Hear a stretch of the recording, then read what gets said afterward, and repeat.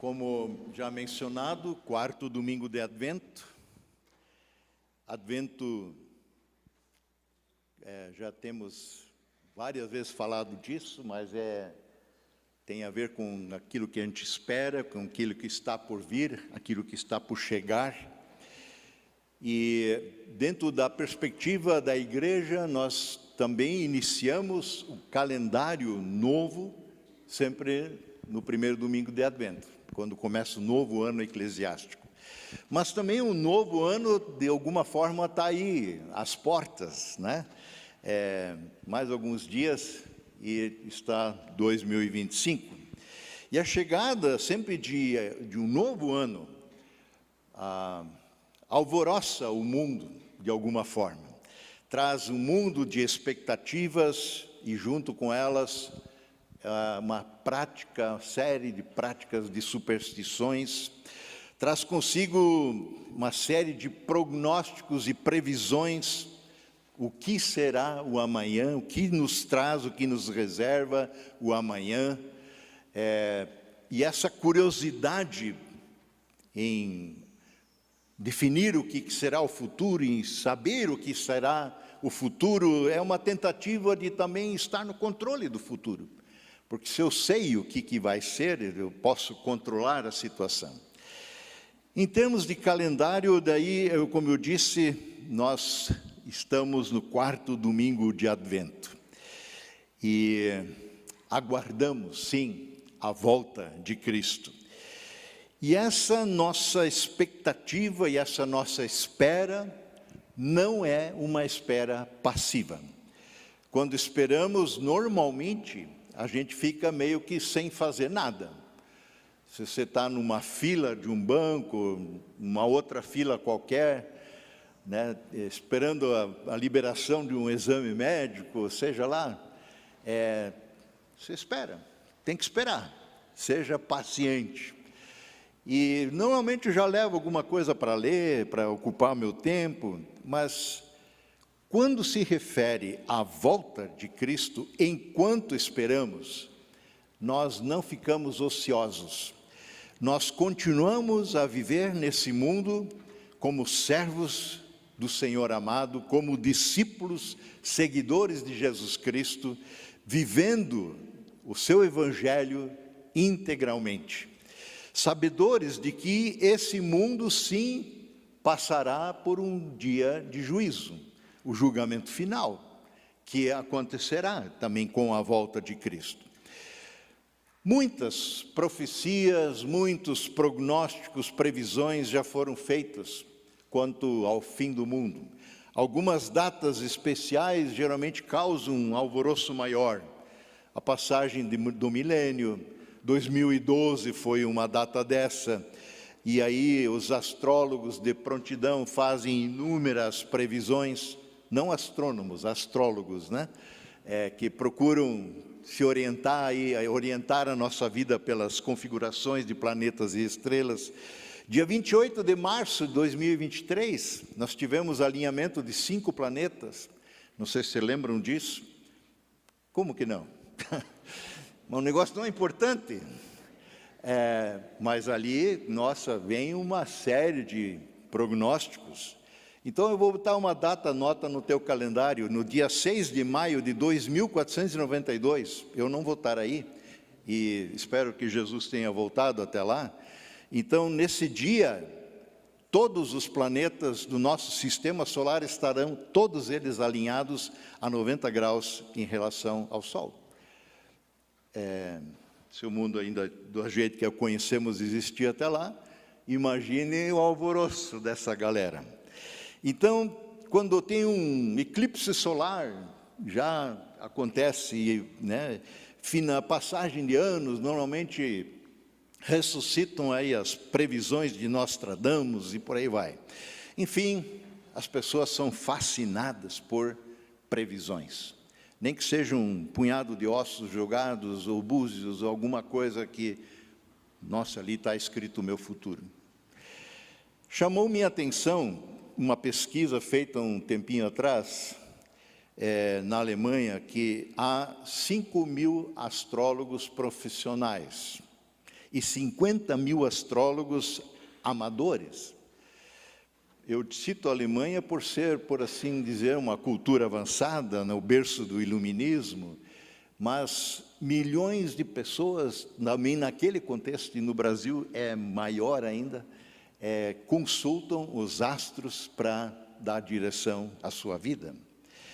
Aqui, não faz tempo agora, bem recentemente, a CNN divulgou a seguinte notícia, que previsões astrológicas agora serão tecnológicas, ou seja, a IA, a inteligência artificial, vai estudar os astros, vai fazer a tua configuração e te dar o rumo para seguir no futuro. Então, na verdade, você só instala aí um chat, alguma coisa GPT, e você mesmo pode então resolver sua vida, né? E nem é preciso dizer que desse mato não sai cachorro. Aliás, coelho. O cachorro sai. Ele vai procurar o coelho, mas desse mato não sai coelho. São previsões normalmente extremamente genéricas, abrangentes. Todo mundo se encaixa em algum momento. Então, não se preocupem. Todos esses prognosticadores, adivinhadores, como a própria Bíblia fala, são cegos, guias de cegos. Mas então você vai me dizer o seguinte, pois mas afinal, a Bíblia também não está cheia de profecias, né, de ditos proféticos, oráculos vindos da parte do Senhor? De fato, muitas coisas, a maioria delas que Deus iria fazer, Ele sempre anunciou antecipadamente. Ele convocou profetas para anunciar o que estava por fazer, o que faria e a razão pela qual determinada coisa seria feita. Assim ficava muito claro de que quem está no controle da situação não é o acaso, mas Deus é que conduz a história. E mais, Deus é fiel e Ele sempre cumpre com a sua palavra. Sempre cumpriu, continua a cumprir e cumprirá. Por exemplo, ele fala através do profeta Isaías, quando ele critica os ídolos babilônicos. E em Isaías 46, ele diz assim: alguns gastam seu ouro, sua prata, e contratam um artesão para lhes fazer um Deus. Então se curvam diante dele e o adoram. Constroem um ídolo, investem e o adoram. Levam-no consigo sobre os ombros e quando o põem em algum lugar, ali ele fica, porque não pode nem mesmo se mexer. É um ídolo. Quando alguém lhe faz uma oração, ele não responde. Não pode livrar as pessoas de suas aflições. Não se esqueçam disso, diz o Senhor. Tenham-no em mente. Lembrem-se, ó rebeldes. Lembrem-se de que eu fiz o que eu fiz no passado. Pois somente eu sou Deus. Eu sou Deus e não há outro semelhante a mim. Só eu posso anunciar desde já o que acontecerá no futuro. Todos os meus planos se cumprirão, pois faço tudo o que desejo, tudo o que me agrada. Eu posso dizer, porque eu garanto. É assim que Deus está dizendo. Então, mas também existe, no contexto das profecias bíblicas, algumas ainda que não se cumpriram. Entre elas está a volta de Cristo. Continuamos a aguardar. Ele prometeu, eu voltarei, eu virei em breve, eu voltarei. Ele fala isso incessantemente. E nós aguardamos. Aguardamos porque Ele é fiel. Aguardamos porque temos uma história a percorrer e verificar que Deus cumpre o que promete. Bem, nós estamos mais uma vez celebrando o Advento, para lembrar da promessa da vinda de Cristo. Mas não devia ser apenas nesse dia. Todo dia é um dia de expectativa pela sua vinda. Como o Dudu pregou domingo passado, até porque ele veio no Natal, ele virá quando voltar, mas ele vem agora, no tempo presente, habitar no coração de todo aquele que crê. Estaríamos nós esperando em vão pela sua vinda? Afinal, já fazem aí 2000 anos que ele prometeu voltar e até agora nada aconteceu. Afinal, Jesus vai mesmo voltar? Exatamente essa pergunta que o apóstolo Pedro teve que responder à comunidade a qual ele escreve, porque ali haviam pessoas que colocavam em dúvida essa questão. E esse texto de 2 Pedro 3, verso 3 e seguintes, vai nos servir de referência para refletir sobre isso. 2 Pedro 3, eu vou lendo aos poucos e a gente vai comentando, mas Pedro alerta nesse texto a sua igreja a respeito de pessoas que colocam em dúvida a promessa da vinda de Jesus. E ele diz, verso 3, primeiro, vocês precisam saber que nos últimos dias, e os últimos dias, nós estamos neles. Os últimos dias, a Bíblia chama esses dias desde que Cristo veio, porque ele voltará de novo e desde a sua promessa nós estamos nos últimos dias.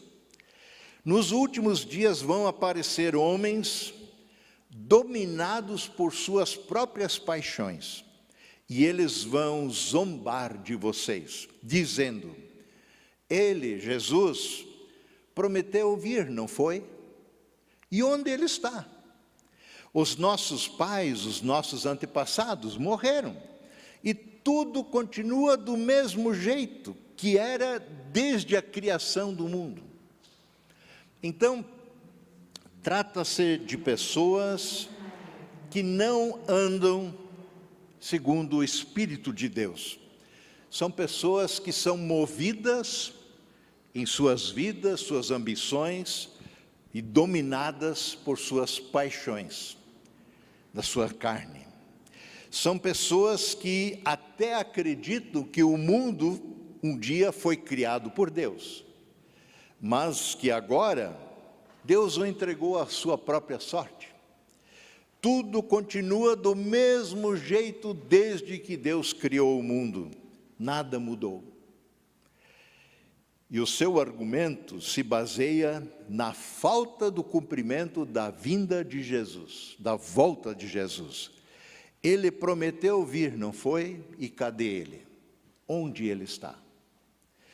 A não volta de Cristo só confirma para eles a tese de que Deus não está nem aí com esse mundo.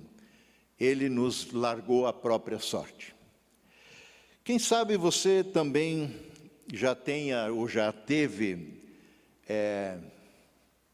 a esperança, a expectativa de que Deus interferisse concretamente em alguma situação da sua vida, mudando, alterando, respondendo uma oração, mas nada aconteceu, simplesmente nada.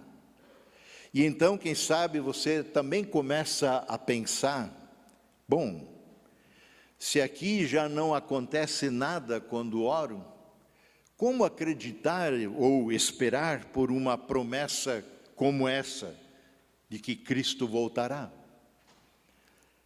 Como esperar de que haverá de fato um dia do juízo final?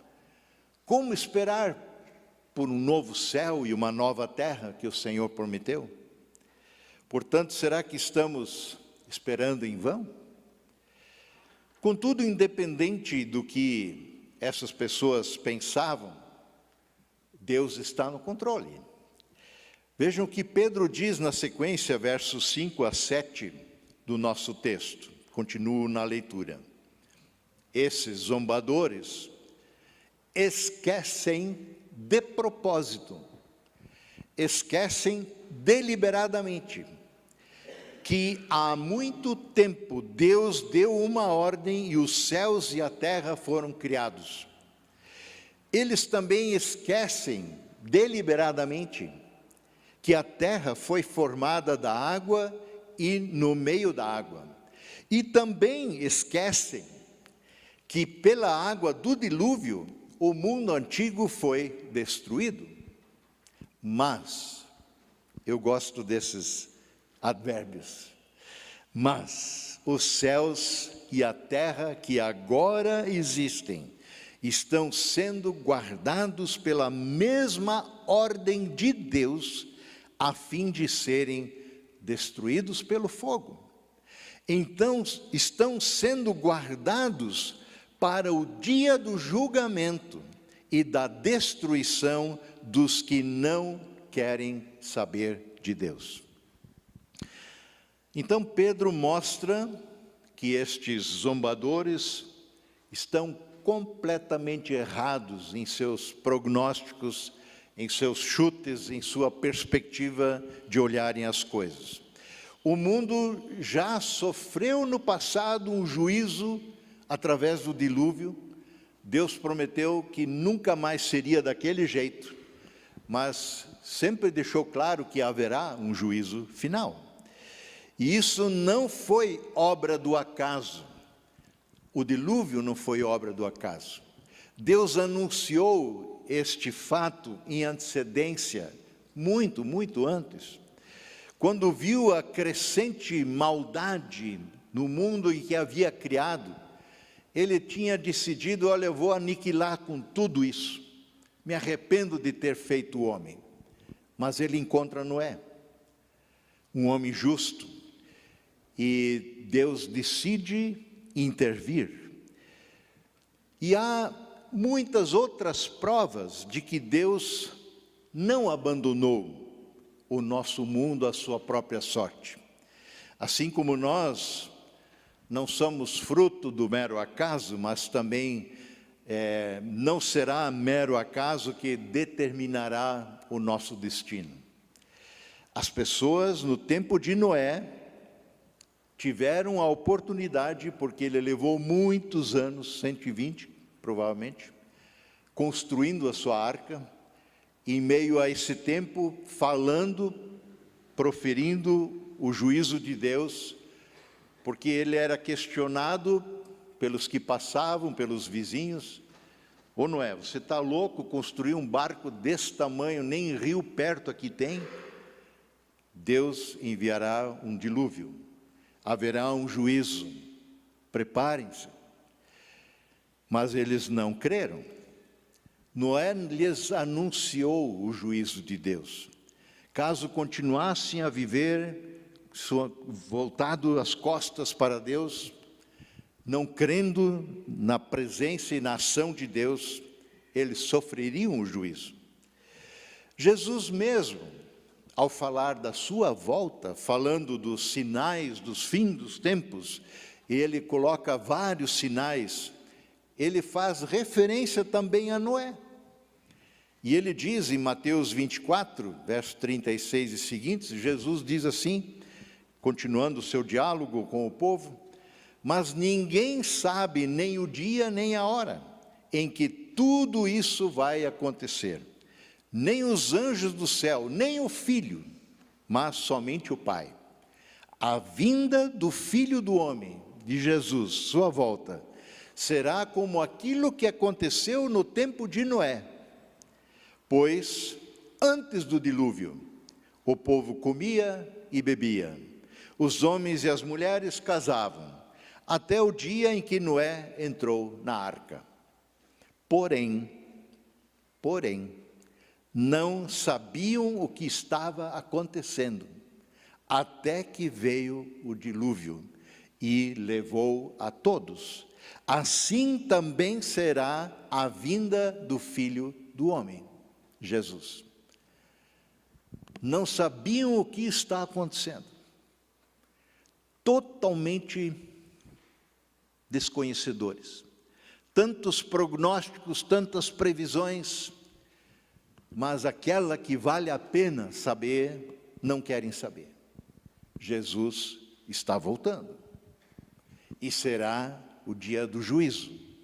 Não voltará como Salvador. Voltará como Senhor que é e julgará a todos, vivos e mortos. E assim está sendo. O mundo segue o seu curso, sem se importar com a vontade de Deus, indiferente para com seu chamado ao arrependimento em Cristo Jesus, rejeitando a salvação que Deus nos preparou no seu Filho amado, e se esquecendo deliberadamente também de outra coisa. Verso 7 de 2 Pedro 3, continuando a leitura. Se esquecendo disso, mas os céus e a terra, que agora existe, estão sendo guardados pela mesma ordem de Deus, a fim de serem destruídos pelo fogo. Estão sendo guardados para o dia do julgamento e da destruição dos que não querem saber de Deus. Deus, como já disse, cumpre fielmente a sua palavra. Enquanto os zombadores se esquecem de muitas coisas, nós, todavia, não devemos esquecer de uma coisa. Se as coisas não acontecem segundo nós esperamos e desejamos, segundo o tempo que nós achamos que deveria, no tempo que deveria acontecer, isso não significa que Deus não tem poder e também não significa que Deus perdeu o controle das coisas. Mas acontece que Ele, o Senhor, decidiu nos dar tempo.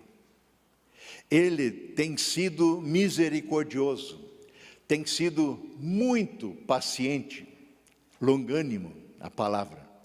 Ele sabe o que é melhor para nós. Ele, e só Ele, sabe o dia e a hora, como disse Jesus também. Eu sigo na leitura de Pedro, verso 8 e 9.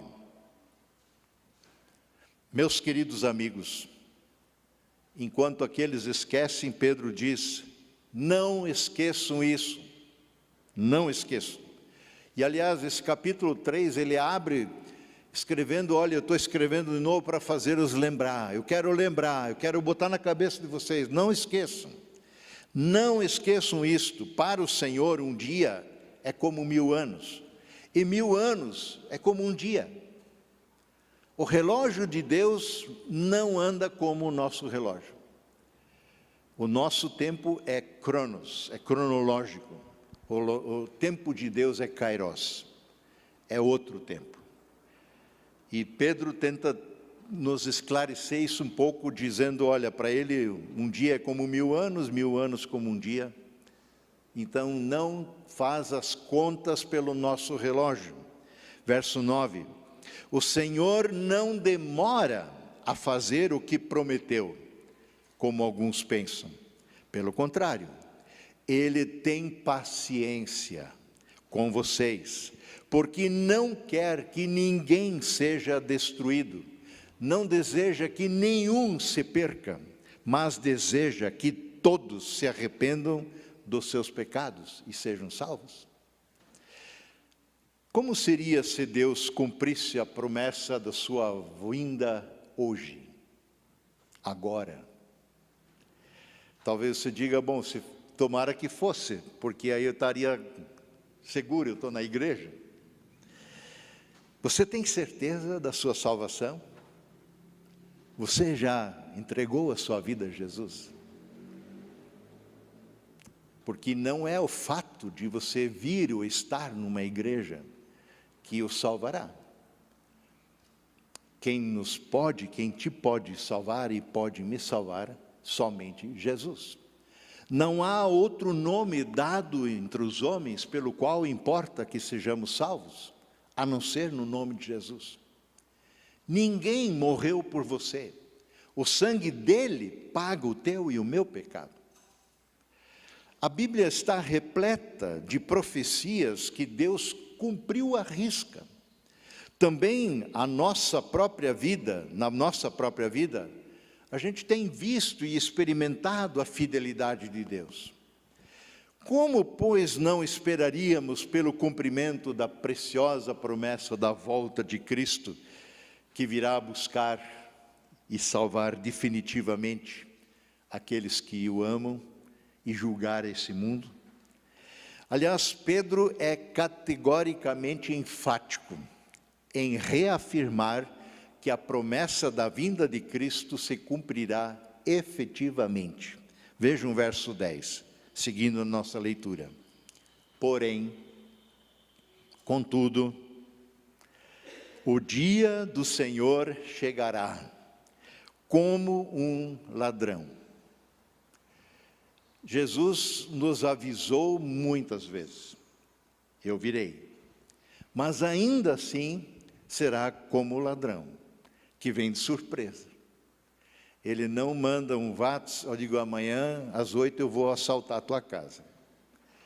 Ele virá, ele tentará pegar você de surpresa. Não que o Senhor quer nos ferrar, pelo contrário, Ele está sendo paciente, está nos avisando, mas será inesperadamente. Naquele dia, seguindo na leitura, os céus vão desaparecer com um barulho espantoso, e tudo que há no universo será queimado. A terra e tudo que existe nela vão sumir. Mas o que Deus tem previsto então para o nosso futuro? Simplesmente aniquilar com tudo que existe? Não é um tanto dramático, radical demais? Devemos agora pender para o fatalismo? Devemos nos desesperar? Tudo será desfeito? Seguindo na leitura de Pedro, verso 11, ele diz assim: sabendo que tudo isso vai ser destruído assim, então que tipo de gente você precisa ser? Que pergunta importante. Sabendo que tudo isso será destruído, então que tipo de gente você precisa ser? A vida de vocês deve ser agradável a Deus e dedicada a Ele, responde Pedro. Esperem a vinda do dia de Deus e façam o possível para que venha logo. Orem por esse dia. Naquele dia os céus serão destruídos com fogo e tudo que há no universo ficará derretido. Porém, contudo, entretanto, Deus prometeu, e nós estamos esperando, novo céu e nova terra, onde tudo será feito de acordo com a vontade dEle, que é perfeita. Pelo que também oramos, que seja feita a tua vontade, assim na terra como no céu.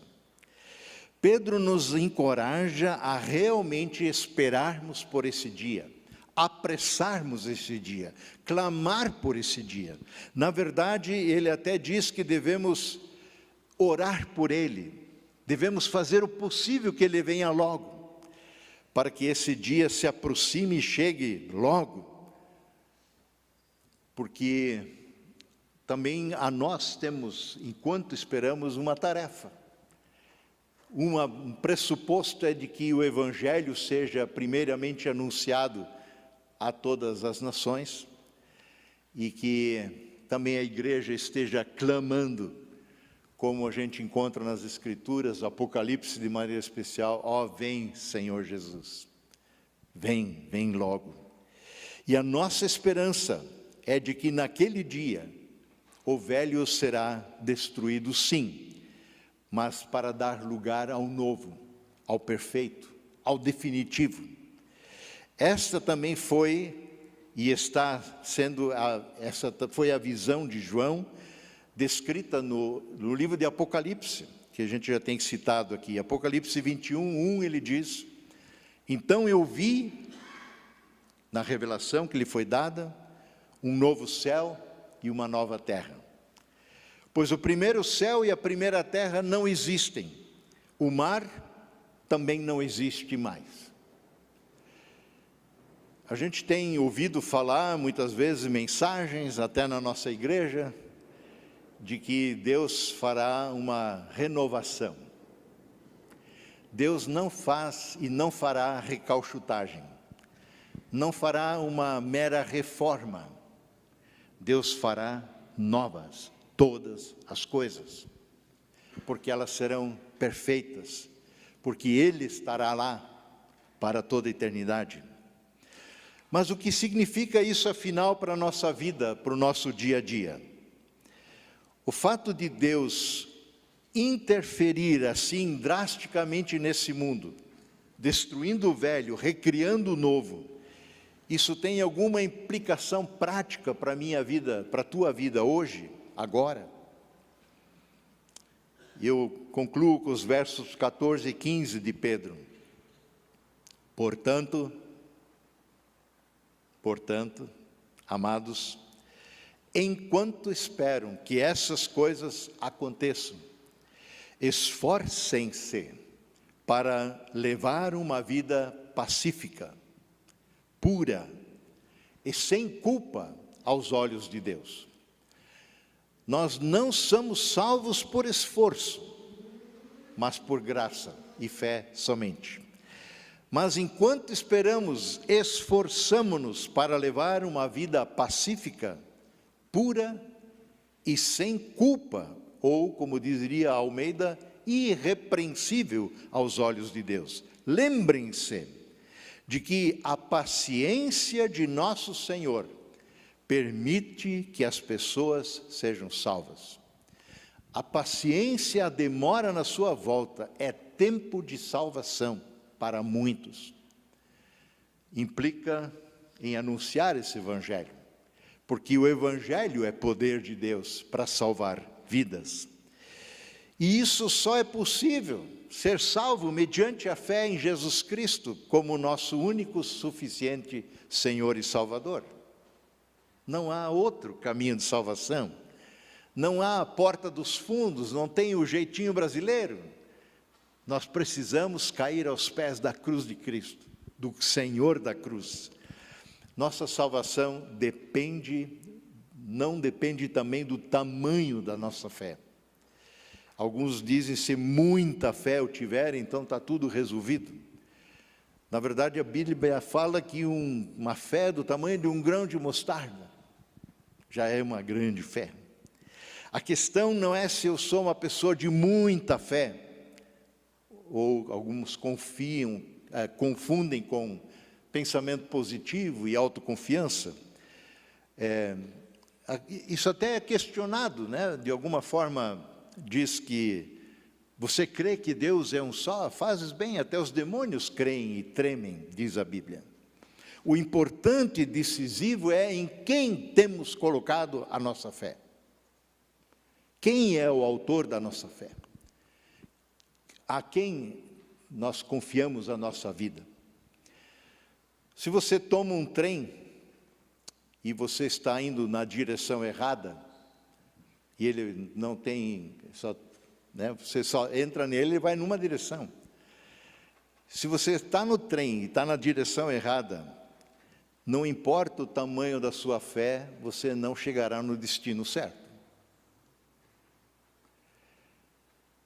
Você estará entre aqueles que Jesus veio buscar, ou virá buscar.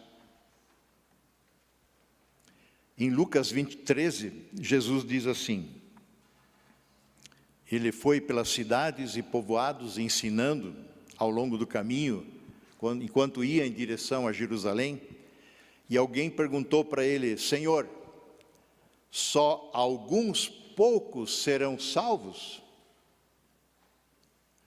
Eu repito a pergunta: Senhor, só alguns poucos serão salvos?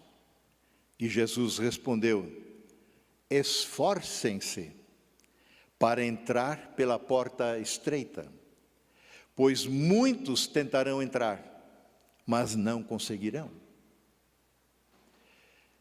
Lembram da história de Noé? A porta esteve aberta por muito tempo.